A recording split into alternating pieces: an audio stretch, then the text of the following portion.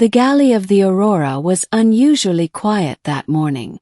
Normally the place buzzed with the rattle of ration packs and the chatter of crewmates, but now all eyes were fixed on one individual sitting stiffly at the corner table. Xyrentha, a warrior of the Chiral Dominion, sat with her long legs awkwardly folded beneath the table. Her carapaced shoulders hunched, and her fangs clenched tightly as though refusing to let out a groan. Her normally proud silver-blue scales looked pale. Her tail coiled uncomfortably behind her as if afraid of the slightest movement. She had never been one to shy away from attention, but this scrutiny burned worse than any battlefield wound. The problem was that last night had changed everything. Humans were new to the Dominion's long list of allies, though the term was generous. Xyrentha had never liked them. Too soft, too fragile, and altogether too reckless. She had served in 2 border campaigns against the Korvathi.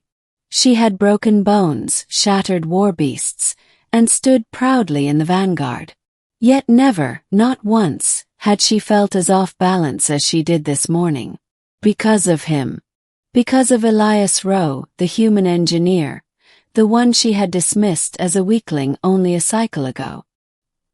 He walked into the galley as if nothing had happened, tray in hand. His dark hair still mussed from a late wake-up.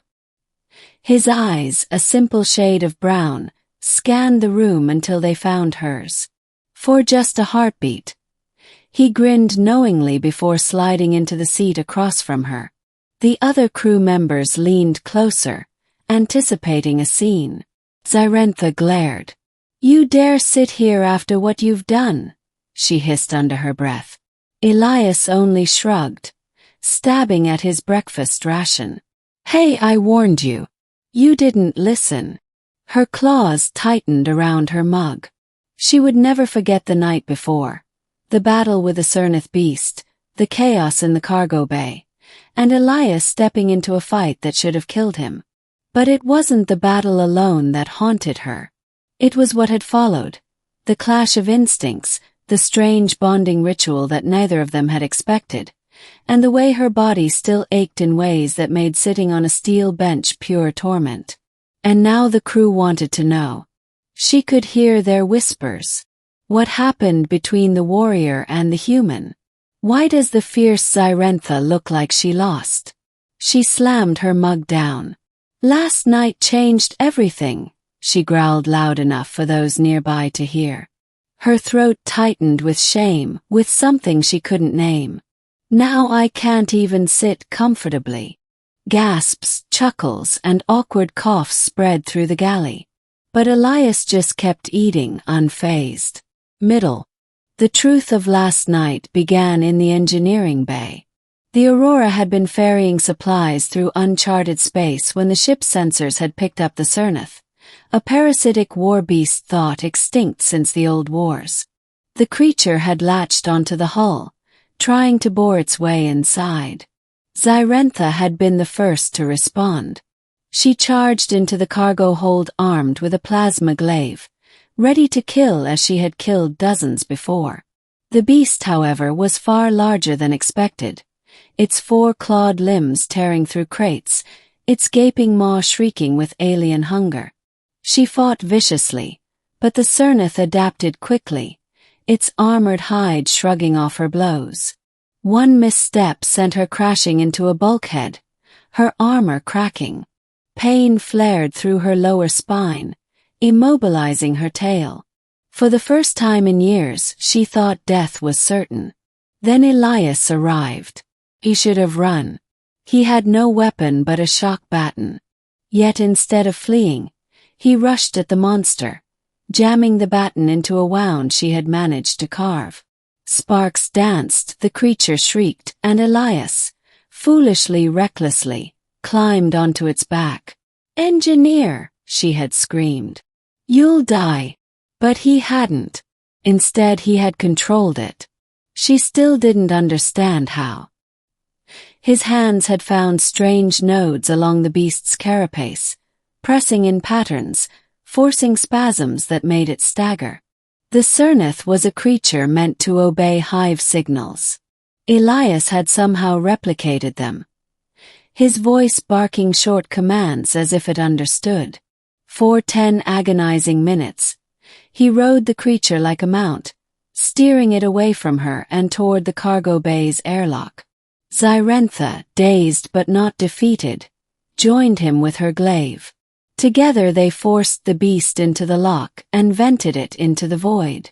When the doors sealed again, she expected Elias to collapse from exhaustion. Instead, he turned to her with that maddening grin. "That was fun," he said, as if they'd been sparring instead of fighting for their lives. Her body trembled, not from fear but from something else. Gratitude, maybe.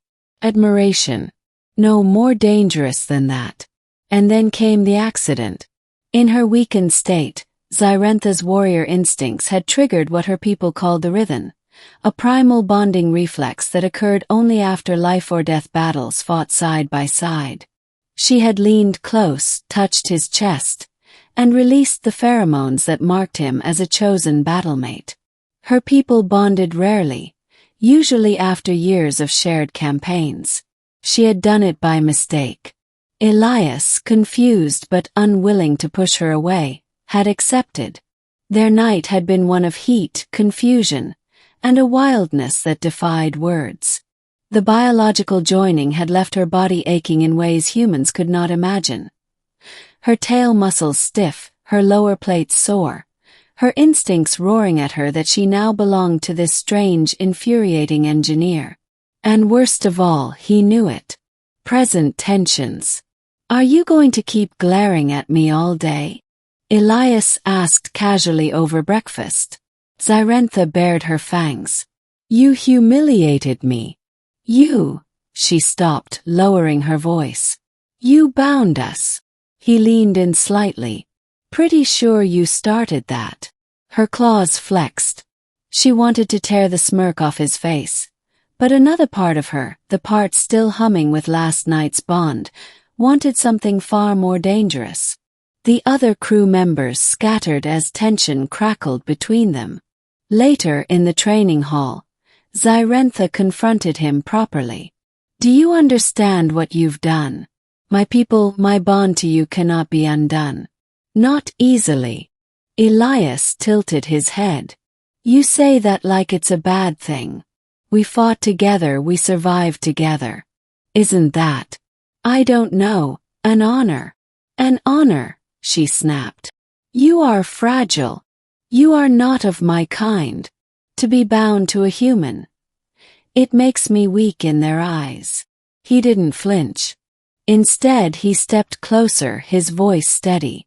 "You're not weak. Last night proved it. And maybe your people don't get it yet, but I do. Whatever that beast was, we beat it. Together.